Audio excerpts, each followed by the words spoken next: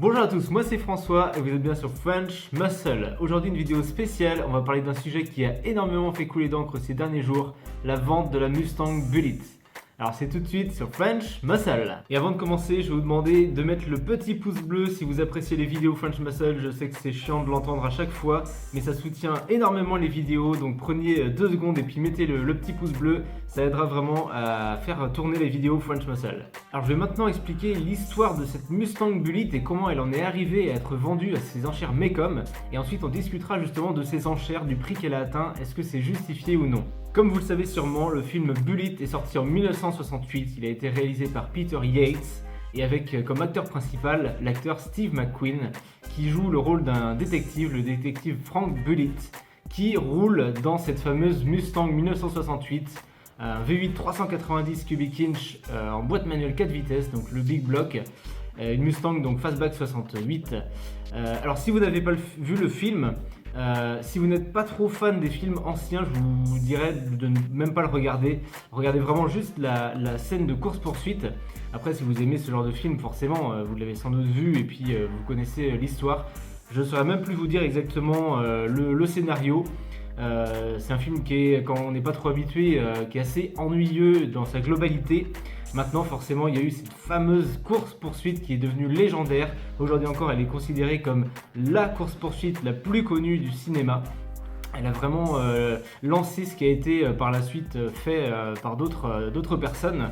La course-poursuite dure plus de 10 minutes entre donc cette fameuse Ford Mustang et la Dodge Charger 68 440 Magnum, qui, elle, a aussi participé à rendre le modèle Dodge Charger aussi connu qu'il est aujourd'hui.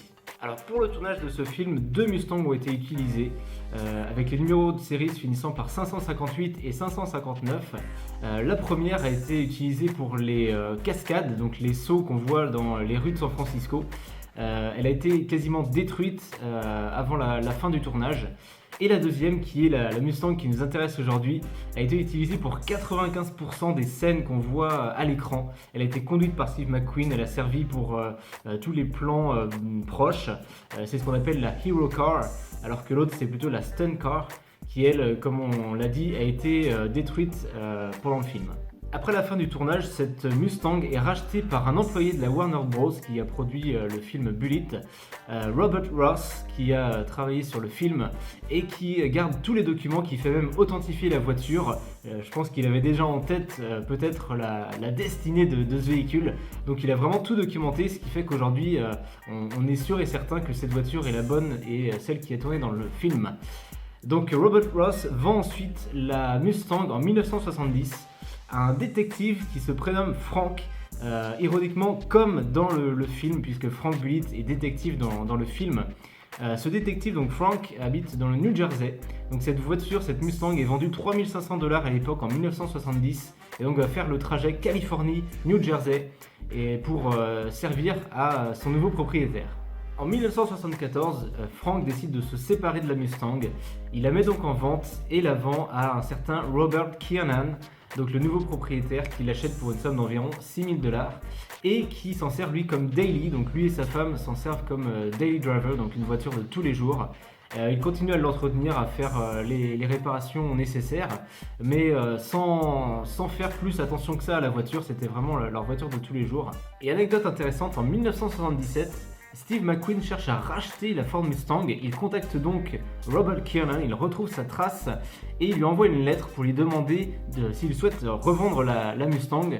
Robert Kiernan refuse l'offre. En effet, cette voiture est leur daily driver, donc il ne souhaite pas la vendre à l'époque, et donc Steve McQueen échoue à racheter la Mustang.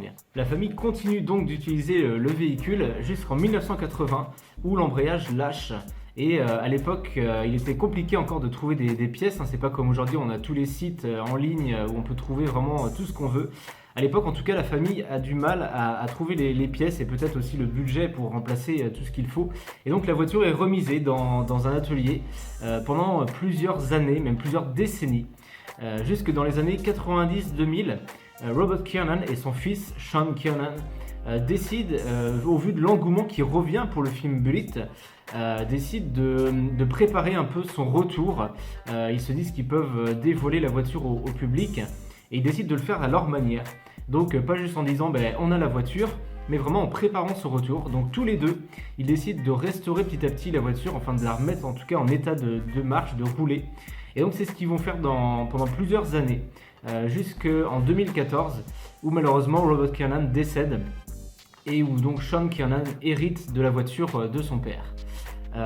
Il continuera lui-même tout seul la restauration de la voiture sans en parler à personne.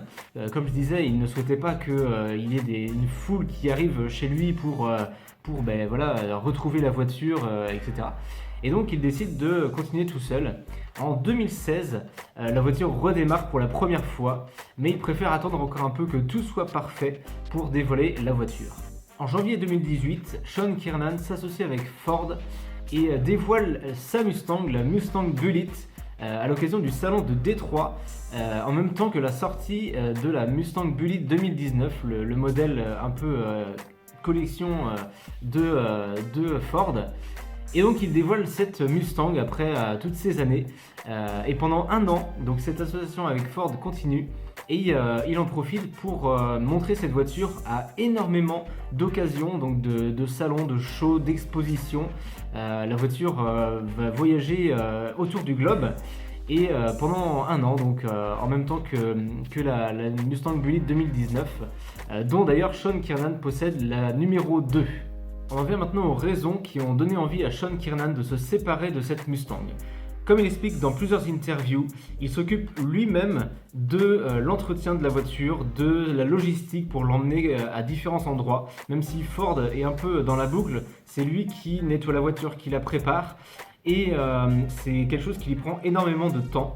Et par respect pour la voiture, pour son histoire, il préférait que ce soit une équipe de professionnels qui s'occupe de la voiture. Et il aimerait aussi profiter lui de sa famille. C'est vrai que c'est quelque chose qui lui prend énormément de temps. Il a donné un an de sa vie, même beaucoup plus avant pour la restauration, mais un an de sa vie à montrer la voiture au monde.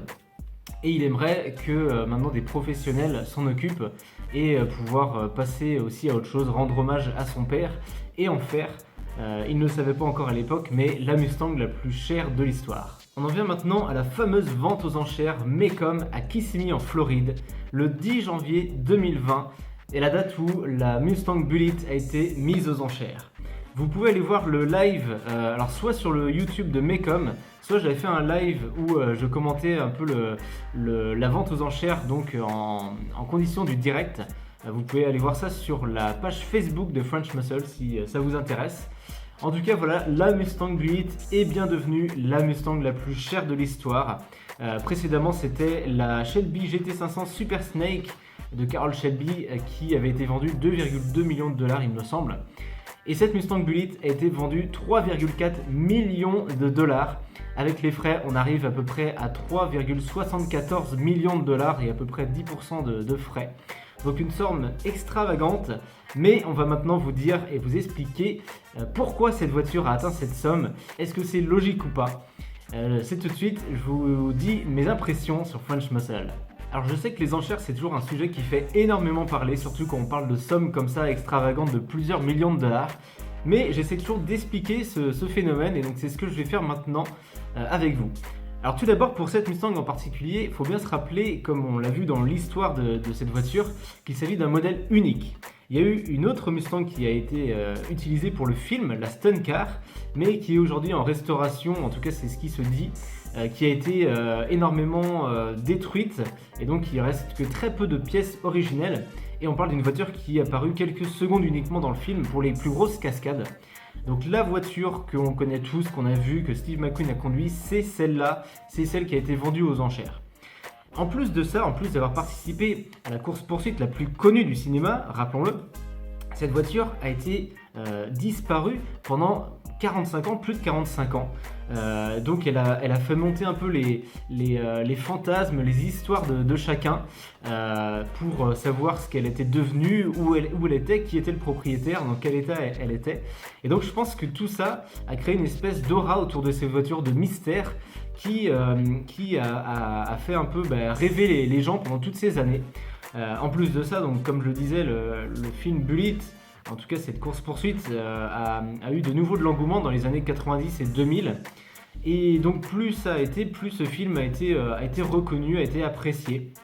En tout cas, bon, les 10 minutes de course-poursuite, comme je disais tout à l'heure, le film en lui-même, faut aimer, mais bon, voilà. Mais voilà, on en vient aujourd'hui à une voiture quasiment, voilà, plus de 50 ans plus tard, qui est connue de tous les passionnés de voitures, tous les passionnés de Mustang, mais même les passionnés de voitures en général, et même certaines personnes qui ne s'intéressent pas forcément à ça, connaissent au moins de nom la Mustang Bullitt. Dès qu'on voit une Mustang verte, les gens disent voilà, Mustang Bullitt, voilà, même si c'est pas une réplique. Mais en tout cas, bref, ce nom, cette Mustang a un historique exceptionnel. Et donc, ce qui fait qu'aujourd'hui, eh bien, tout le monde en parle, tout le monde la connaît. Et donc, quand vous êtes collectionneur, comment ne pas s'intéresser à ce modèle et comment ne pas vouloir absolument le posséder dans sa collection? Alors vous allez me dire, oui, mais il y a toujours ce problème de somme qui reste énorme. On parle de 3,74 millions de dollars. Qu'est-ce qu'on pourrait faire avec tout ça? Alors il y a beaucoup de personnes qui commentent en disant, moi si j'avais 3,74 millions de dollars, je ferais ci, je ferais ça. Alors il faut savoir tout d'abord que la personne qui l'a acheté n'a sans doute pas que 3,74 millions de dollars sur son compte. Oui, si nous avions cette somme, on s'achèterait une maison, on ferait plaisir à ses amis, on s'achèterait 10 ou 20 voitures qui coûtent chacune, je ne sais pas, 50 000 dollars, mais on ferait énormément d'autres choses. La personne qui a acheté cette voiture, cette Mustang, je ne sais pas quelle fortune est-ce qu'il possède, mais il possède peut-être plus de 100 millions de dollars. Il faut savoir que c'est assez courant, hein. Pour nous c'est énorme, mais c'est au final assez courant. Alors cette personne, si ça se trouve, elle possède déjà 2-3 maisons, elle possède un yacht, j'en sais rien, on va pas spéculer là-dessus, mais elle possède peut-être aussi une collection déjà bien fournie de voitures qu'elle a envie de compléter avec cette Mustang Bullitt. D'autres personnes me disent aussi, ou disent dans les commentaires en tout cas, c'est n'importe quoi, cette Mustang elle va être remisée dans un musée et plus personne ne la verra, ou en tout cas elle sera plus jamais conduite. Alors je ne sais pas si cette Mustang sera conduite ou pas. Je pense que Sean Kiernan, le vendeur, devait la conduire un tout petit peu. En tout cas, elle roulait, elle démarrait. Mais c'est pas une voiture qui va être amenée à rouler beaucoup. Ça, je le concède. Maintenant, comme je disais, d'une, c'est une voiture qui est unique. Si vous la roulez comme une voiture lambda, elle va un jour disparaître. Elle va avoir un accident, les pièces seront plus trouvables, la carrosserie va voilà, partir en lambeaux. Et donc, c'est une voiture qui risque de disparaître. Une fois qu'elle n'est plus là, elle n'est plus là. C'est-à-dire qu'il n'y a plus de Mustang Bullitt. Alors, pour certains, c'est peut-être pas un problème, mais en tout cas, pour tous ceux qui adorent ce film, c'est un peu dommage. Maintenant, j'espère juste que cette voiture sera en tout cas montrée au public, mais ça, c'est une autre chose. Mais maintenant, vous dites, cette voiture ne roulera plus. Comme je dis, c'est ce que c'est, mais en tout cas, j'espère que les gens la reverront. Mais c'est une seule voiture. C'est une seule voiture. Et combien de personnes, grâce à cette voiture, se sont lancées dans l'univers Mustang, dans l'univers voiture américaine? Combien, en étant enfants, ont vu ce film et se sont dit « Tiens, c'est quoi cette voiture? Ça m'intéresse. Qu'est-ce que c'est que ce genre de voiture ?» Et sont devenus passionnés d'automobile et ont acheté des voitures comme ça et ont fait peut-être bien créer d'autres modèles de voitures par la suite. Et en plus de ça, il s'agit d'une voiture, mais si vous êtes intéressé, il existe encore beaucoup de Mustang Fastback 68 ou 67 disponibles. Donc n'hésitez pas à en acheter et à profiter un peu du mythe Mustang ou même d'autres véhicules américains, d'autres muscle cars que je vous encourage à faire. Ne restez pas forcément bloqué que sur la Mustang, il y a beaucoup d'autres modèles. Mais en tout cas, voilà, je trouve ça dommage de se plaindre que cette voiture-là ne sera pas utilisée quand il en existe des centaines et des milliers qui sont encore sur la route ou en attente d'être restaurées. En tout cas, voilà, moi je me dis, il y en a pour tout le monde. Cette voiture-là va être peut-être dans un musée, mais les gens vont toujours l'apprécier. Elle aura son histoire, elle aura voilà, son passé. Mais d'autres personnes pourront aussi continuer de profiter des Mustangs en se disant... voilà, il y a toujours cette voiture qui a créé ce mythe, en tout cas qui a participé, parce que le Mustang a participé à beaucoup de films. Mais voilà, il y aura toujours cette histoire, il y aura cette voiture qui sera d'un côté, et tous les passionnés qui continueront de profiter de leur voiture. Il faut aussi dire que si ça se trouve, la personne qui a acheté la Mustang possède d'autres voitures américaines et en profite tout autant que vous. Et donc ne vous inquiétez pas, hein, il ne se prive sans doute pas pour profiter de sa passion. Donc j'attends en commentaire vos réactions. Mais en tout cas, j'espère que vous avez bien écouté toute la vidéo et que vous comprenez en tout cas les arguments que j'essaye d'avancer pour expliquer que pour moi, ce prix n'est pas si déconnant que ça, en tout cas. Donc n'hésitez pas à dire en commentaire ce que vous pensez de toute cette histoire, de la Mustang Bullitt en général, de son prix d'achat, de son histoire, voilà, de sa disparition, de comment elle est réapparue. N'oubliez pas encore une fois de mettre le pouce bleu, ça aide vachement les vidéos, et de vous abonner à French Muscle, d'aller voir les réseaux sociaux, Facebook, Instagram. Et puis moi je vous dis à bientôt sur French Muscle. Ciao.